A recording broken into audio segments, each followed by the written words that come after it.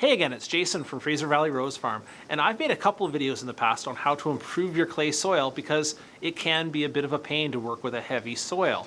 However, in this video I'm taking a different tack because as long as your clay is decently workable and your drainage is good, I have to say it has some advantages. It will retain nutrients better, it retains moisture better, and there are some plants that just like growing in it better.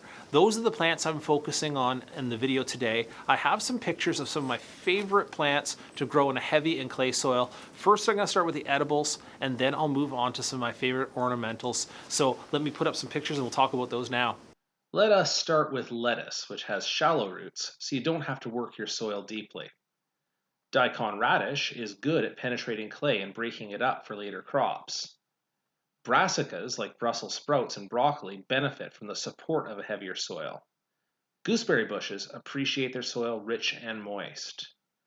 Pumpkins and squash grow beautifully on my own farm with just a little added manure.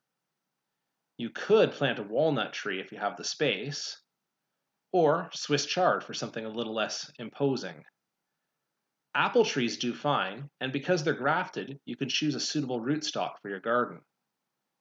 Peas much prefer a cool, moist soil, so go ahead and plant them early. Blueberries perform very well so long as they're given good drainage. Onions and leeks are quite adaptable and benefit from the support of a firm soil. For other fruit trees, maybe try pear, plum, or even black mulberry. And you can get away with corn, but just keep in mind that clay soil is slower to warm up, so you'll have to sow the seed a little later. And now, on to some of my favorite ornamentals to get you started. Magnolia, developing fuzzy buds before the foliage emerges. Aquilegia, and in fact, all buttercup relatives appreciate a cool, moist soil. Pulmonaria, usually in blue or purple flowers, but this cultivar is pink. Rudbeckia, and the cultivar Henry Eilers is my favorite.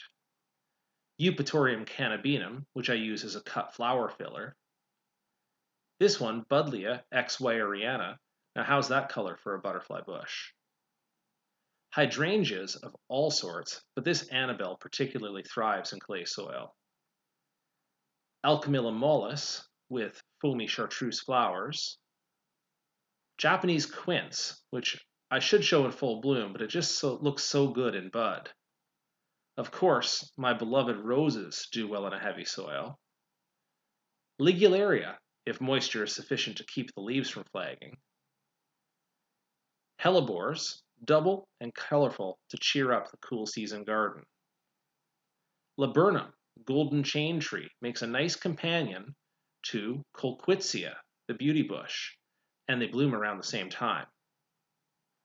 Kniphofia will tolerate clay soil and comes in so many colors now. This one, red horse chestnut, is a young tree in my garden, and I can't wait for it to put on some size. Digitalis, poisonous but spectacular in bloom. Liatris, planted in a large group for best impact. Monarda, they call it bee balm, but it's such an important plant for butterflies too. Anemone, simply charming. Aruncus loves a rich, moist soil. Echinops, or globe thistle, gorgeous color and shape. Ribes, ornamental currant, and native to my local area.